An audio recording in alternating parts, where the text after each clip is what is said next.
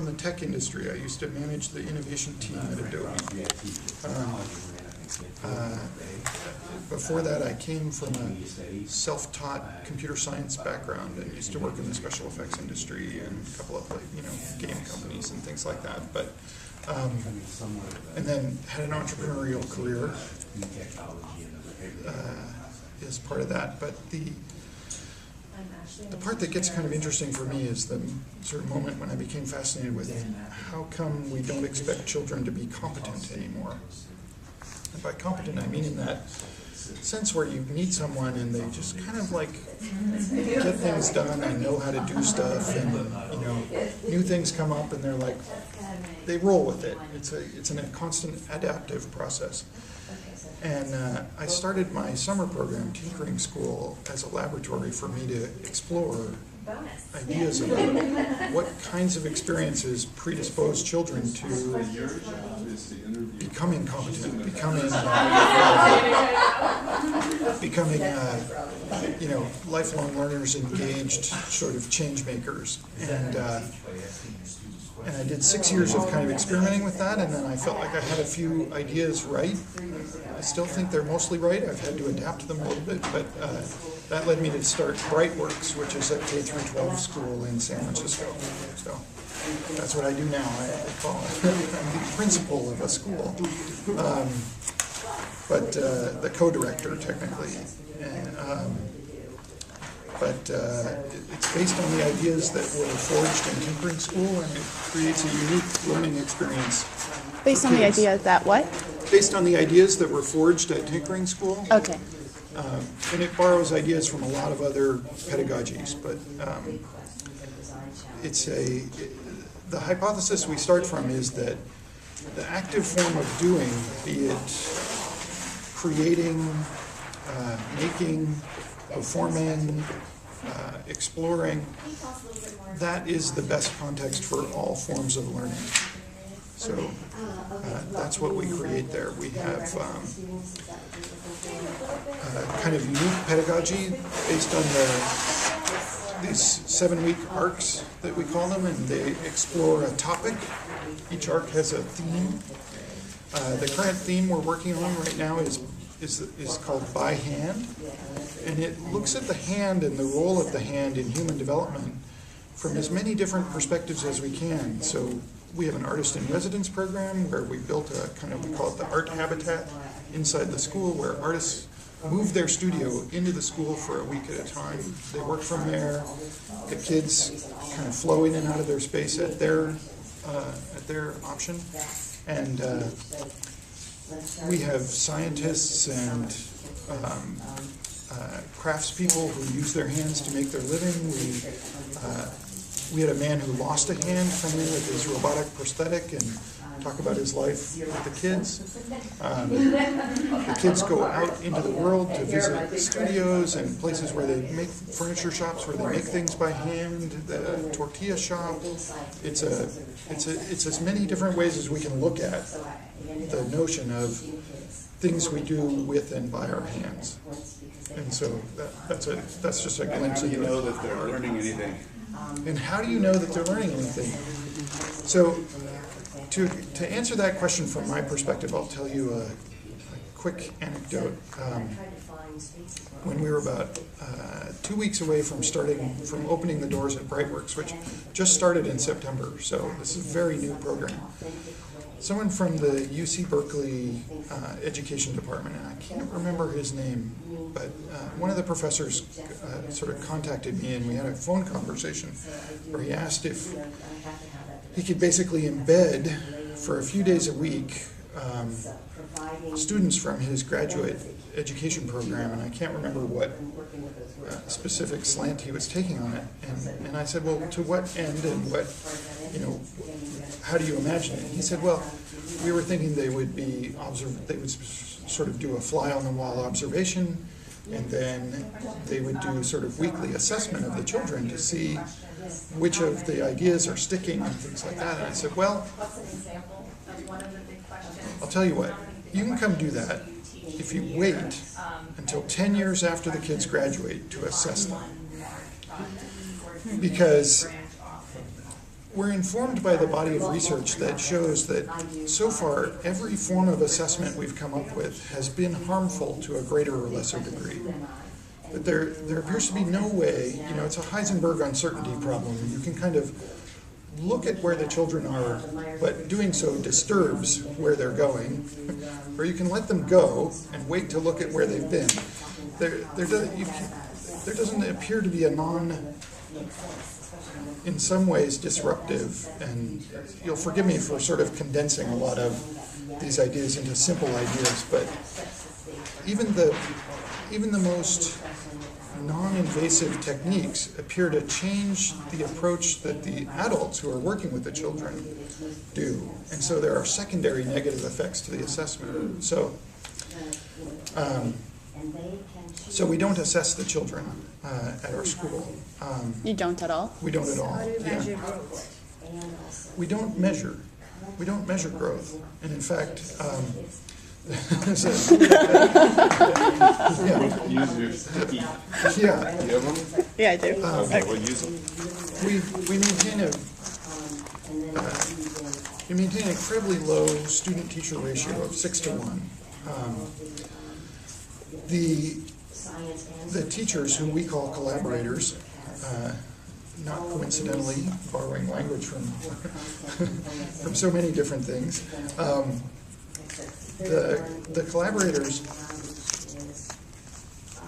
tailor the experience to be a continual evolving challenge to the 6 children that they're working with. Which isn't to say that those children are all day, every day, constantly with those particular adults, but those adults are constantly on an ongoing basis looking to see what those kids are struggling with and interesting ways to integrate, to stretch them in those directions, to not let them always take the easy path through a project or something like that. Well, how is it that you are showing competency to parents? Because you're going to need people enrolling into your schools, so you must show some metric of success. So how are you showing your metric of success? We measure engagement, right? And what's that quantified by?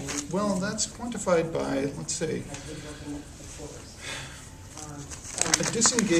our school is a single 10,000 square foot warehouse with no interior walls. So sound is a good level of engagement. Mm-hmm. There is the sound of productive engagement, which can range from a boisterous kind of energetic level to you recognize something's going on because it's so quiet, right? So we look for the healthy sound of engagement. On a rainy day, we're doing indoor play activities, but that too is its own form of engagement. 6 or 7 kids in an improvised game over on our court performance arts floor is itself a measure of engaged learning. And what we look for actually are diminished signs of destructive behavior, be it stealing other people's attention, demanding attention from kids who are already engaged, or actual destruction of property where, like, this is a school filled with engaging materials. There's a wood shop, there's a, fabric arts area, there's a kitchen, there's a library, and these are all places where when kids are disengaged, books have a tendency to sort of flow off the shelves and onto the floor, and when they are engaged, there's a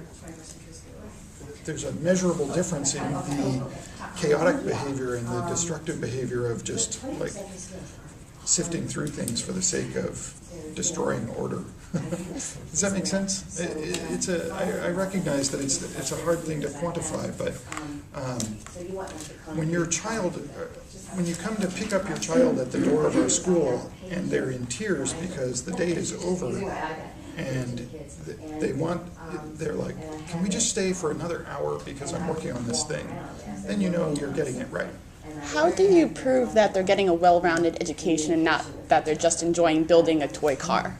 Like, how are you proving that they're getting that well-rounded education that's advancing them past like a third grade level, that they're just not having fun, but they're actually getting the core requirements and more? I think the contrapositive is interesting too. How do you not prove that they're not getting a well-rounded education? There's a lot of research that shows that these radical alternative schools do a better job of creating lifelong readers, lifelong learners, people who choose an area of study in college and then actually enter a career related to that topic.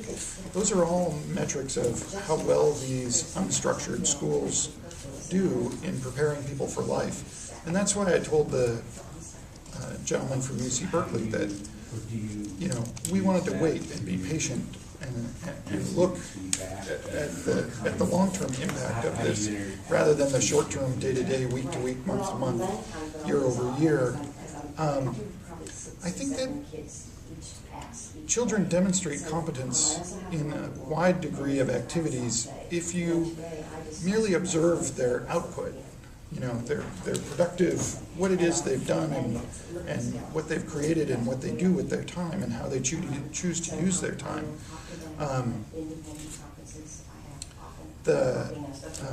We don't, just as an example, we don't teach a reading curriculum. You know, language arts, just to pull it out as a unique, separate topic, which it shouldn't be. In fact, this differentiation of topics is part of the problem that I think we address. But you know, a lot of folks worry about their children in first or second grade. They're not reading at their grade level, or there's a child there who's reading chapter books while all the other kids are reading picture books, and there's this comparative conformative analysis going on. And it turns out that if you imagine reading the same way you imagine language, that if you raise children in a rich language environment, those children will acquire language at the age-appropriate stage and form complex sentences and learn to communicate accurately. It turns out the same is true with reading. If you put children in a literate environment that relies heavily, you can't work the drill press until you can read the manual for the drill press. Then do you have any numbers to back up that, to say, like, because you said that it's shown, so do you have any concrete? I didn't bring any. I'd be happy to, like, post facto share the links to all the research. It's, you know, Alfie Kahn is sort of the go-to guy for this kind of thing, studying all the effects of assessment and the alternative education versus the traditional education, which evidently we should reverse those names. Our current form of public education should be considered alternative or radical, and the customized sort of tutor-led experience ought to be what we call traditional education. That being the standard form all the way back to Socrates until we invented this industrial education form. But I do have the numbers, and that's why when I'm in, like, admissions meetings with parents and doing presentations around that, that's why I think parents trust us to send their children. And what kind of promises are you making to parents? Like, this is why you should bring your kids here, because... That's an interesting way to put it. What kind of promise do we make? I would say that we promise an experience which retains creative capacity, which promotes lifelong learning, and which I guess the easy way to say it is global citizenship. You know, responsible citizens of the earth. You know, I'm sorry I don't have a buzzword for that, but I haven't figured out how to encapsulate it. Your school encompasses what grade We're not grade-based. I kind of figured that. Yeah, we're 6 through 13-year-olds right now. So how do you envision as they transition to upper level schools that Well- are structured perhaps? a Well, these little bit kids will be different here till they're, ideally, or what the parents are interested in is those kids staying there until they graduate equivalent of 12th grade. Yeah. So, and now we have college students asking us to do their gap year at our school. So I think that's an interesting idea too. You're adding a grade each year. Yeah, exactly. We take this body and we'll age up. 8th grade is next year. Yes, So that's exactly right. you said that one of the reasons why you don't implement sort of traditional assessment practices is because that it could really change the approach. So does that assume that you think your teachers' approaches are the correct approaches? And how do you alter and change and tailor it to student needs if you're not assessing like that? Yeah, it's a really good question. It's something that we're put face to face with on a day-to-day basis. How do we know today is better than yesterday? How do we know? So we have we're a closed loop feedback cycle with our parent community. So, obviously we're a small school and we have, 21 kids representing 14 families, but we are in near constant conversation with the parents.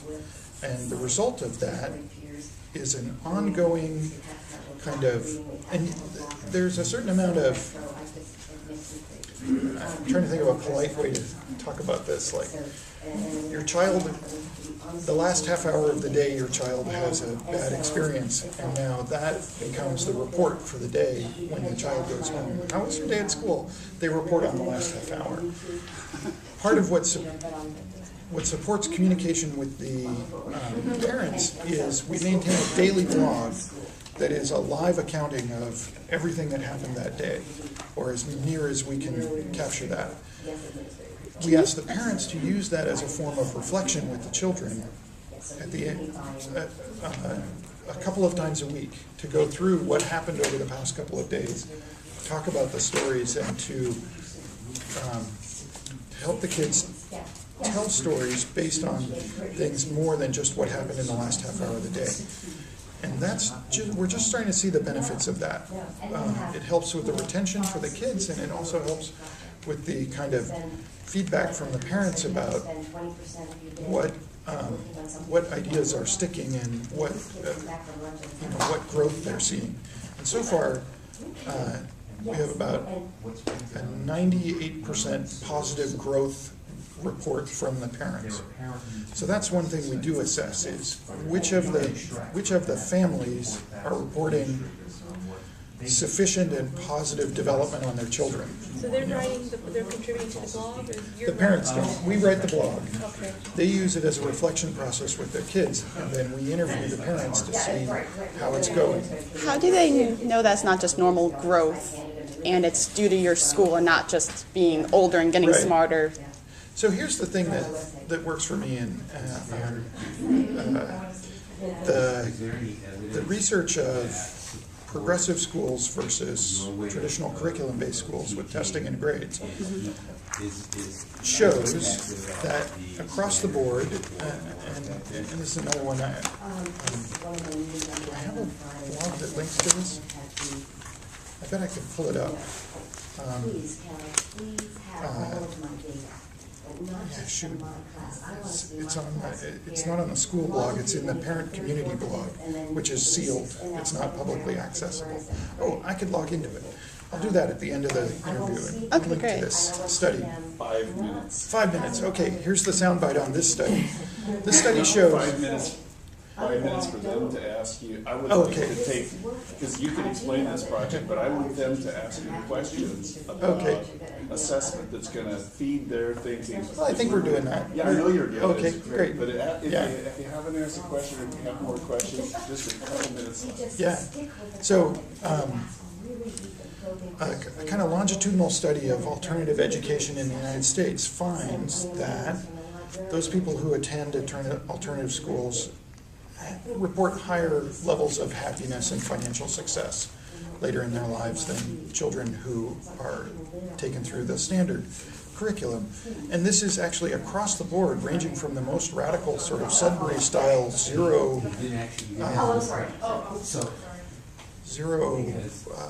curation, if you will, experience, to a very regimented kind of Waldorfian, experience. They tend to show universally higher results for the long-term outcome for those children. So Do you know how they that gives measured the us happiness? happiness? An interesting thing. I think they borrowed that from Bhutan, who measures gross national happiness. It's an assessment of satisfaction with current position in life, accomplishments so far, and there's something about like goal, progress towards future goals, and one other category that I can't quite dredge up, but. Does that, I guess, to finally use that to answer your question, which is, that gives us a certain amount of audacity and security in the fact that what we're creating is a really engaging experience for the kids. It's constantly stretching them intellectually, socially, and artistically. And I feel like if kids who go through a Sudbury program and it's entirely child-led, no provocative challenges placed in front of them that they don't do themselves, then I feel fairly secure and certain that our program is achieving at least as good a result. So, just so that I understand And I'm not better. worried about knowing whether or not it does until about 10 or 15 years from now. Yeah. Okay. Let's take a 10-year-old and mathematics. Yeah. What would be, give me an example of a learning objective Yeah. that per student is engaging in, what they do, and then how would you know Yeah. they got it? So how do you define mathematics in that context? I don't know, let's say be able to apply, So it turns out calculate. it turns out nobody else does either, right? If you look around the world, you look at the various different education forms there are, ideas that aren't directly derived from this sort of classroom education that we've built right now in the United States vary about what that 10-year-old should be doing with math in that context. Which is correct. Right. So the real question, I think, is what part of mathematics is interesting and do we retain from those experiences as a 10-year-old? What I put forth, and the notion that I present when parents ask me about core skills development, is that the part of math that's interesting is the conceptual aspect of math, the model building, the abstract representation of something as symbols that allow you to manipulate it and understand something about the real world or about a hypothetical world in a way that you couldn't do. We can't all build a seesaw to lift up a bus, but we can calculate how big a seesaw we would need to lift a bus. That model building is the useful part of mathematics. The calculation tends to be where the emphasis is for a 10-year-old is the lesser interesting component, only insofar as it supports the discoveries made through the model making. Would I be able to ask just a couple of quick questions so we Yeah. can get some? I'm Do you not know? sure I have quick answers. Sorry. Okay. One more Yeah, time. one more question. Just real quick, what's the parent-teacher ratio at your school? 6-to-1. Not Oh, sorry. parent-teacher. I'm sorry, student-teacher. 6-to-1. Yeah. Okay, and then is it all pull learning from kids? Like they have to show interest, or do you try to push any information onto them? It's what we call opt-in. We present experiences and opportunities to explore ideas, and Okay. the children sort of look at the landscape of the day, the week, the arc. So if a kid didn't want to learn anything, they Yeah, don't have to. We haven't seen anybody who can resist that, though. Okay. Yeah. So if they're like, I don't like reading. When you get that's a whole other conversation about how kids inculcate to an opt-in environment. Okay, and then one more quick question. Yeah. So Do you receive any state funding that you have to prove competency by the kids? So you receive No, nothing we from weren't the able to- government? We looked at trying to make this conform to a charter school definition, and we weren't able to do it without compromising core principles, so we're a private Because school currently. parents need to show that their kid is being educated, correct? Right. So how does the parent show the government that their It's parents, basically like a homeschooling sign-off. so there's no vendor approval, like, No, okay. no, it turns out, I mean, this is unique to California. You can't, we tried to start a school like this in Texas, and you can't, so. Can you describe the kind of parents that you attract? So we have a wide variety of parents from a wide social, economic, cultural backgrounds. We have some kids who are on full scholarship and some who pay extra, you know. Parents range in professions. We have a couple of school teachers who send their kids to our school. We have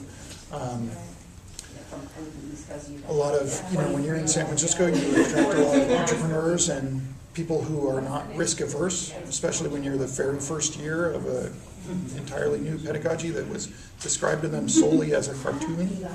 That takes some audacity on the part of a parent. And I guess what we have are, the one universal truth is that these parents were willing to explore the notion that that school could be something more than just something you survive, you know, and that they were interested. Write that down. Yeah. Yeah. Okay, we gotta draw this to the close. Oh, great. I'm gonna draw